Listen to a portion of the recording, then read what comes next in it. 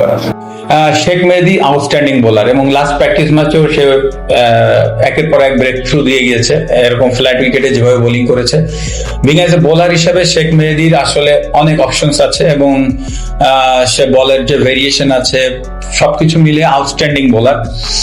মেহেদী হাসান মিরাজ সেও ভালো বোলিং করছে। মেহেদী হাসান মিরাজের কথা বললে আমি বলবো বেসিক্যালি ও একটা প্যাকেজ, যেমন ওকে যেভাবে যেখানে প্রয়োজন সেখানে ব্যাটিং করানো যাচ্ছে এবং সেই সাথে সে 10 ওভার বোলিংও করছে এবং সেটা এমন না যে লাস্ট 2 মাস 3 মাস, সেটা লাস্ট 1.5-2 বছর ধরে আমরা দেখে আসছি।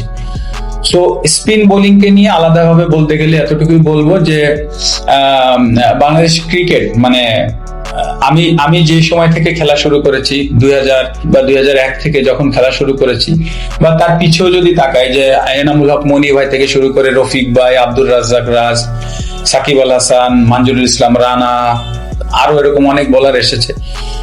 স্পিন বোলিংটা সবার কথা আলাদা করে বলতে হবে যে তারা সবসময় বাংলাদেশকে লিড করে এসেছে বোলিং ডিপার্টমেন্টে। সো স্পিন বোলিংটা হচ্ছে আমাদের অবশ্যই রিস্ট স্পিনার নাই, এটা একটা উইক পয়েন্ট।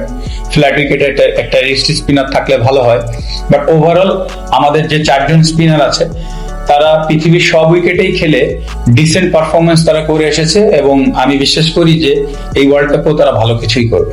মাহমুদুল্লাহ রিয়াদ এবং শেখ মেহেদী এখান থেকে আমার কাছে মনে হয় কোনো ম্যাচে শাফলিং করতে হতে পারে, কারণ যে ম্যাচগুলাই স্পিন বোলিং এর প্রয়োজন হবে সেই ম্যাচগুলাই হয়তোবা রিয়াদকে বসিয়ে রেখে শেখ মেহেদীকে একটা চিন্তা করতে পারে, বাট এটা অবশ্যই দল চিন্তা করবে। তবে আমার কাছে মনে হয় লেট মিডিল অর্ডারটাও আমাদের সোফার ভালো আছে। যদি টপ অর্ডার মিডিল অর্ডার একটা ভালো শুরু করে দেয় অবশ্যই লেট মিডিল অর্ডারে কাজটা সহজ হবে। সেক্ষেত্রে মাহমুদুল্লাহ রিয়াদ এবং শেখ মেহেদী লাস্ট ম্যাচ আমরা দেখেছি ইন্ডিয়ার সাথে কুইক 20+ সামথিং রান করেছে এবং ওই ম্যাচটা আমরা জিততে পেরেছি কিন্তু ওইখানে এবং নাসুমের ব্যাটিং এর কারণে। সো আমার কাছে মনে হয় যে তারা ভালো করছে এবং সেই সাথে মাহমুদুল্লাহ রিয়াদ স্ট্রাইক রেট নিয়ে সবাই অনেক কথা বলেছে, বাট আমি সবসময় বলে এসেছি মাহমুদুল্লাহ রিয়াদের ওই অ্যাবিলিটি আছে ওইখানে ডিফারেন্স তৈরি করার।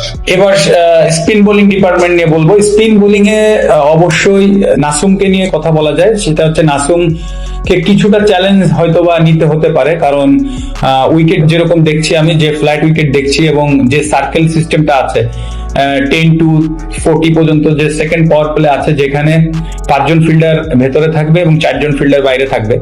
সো এই রুলসে হয়তোবা বেশ কিছুদিন যাবতই তারা ইউজ টু খেলে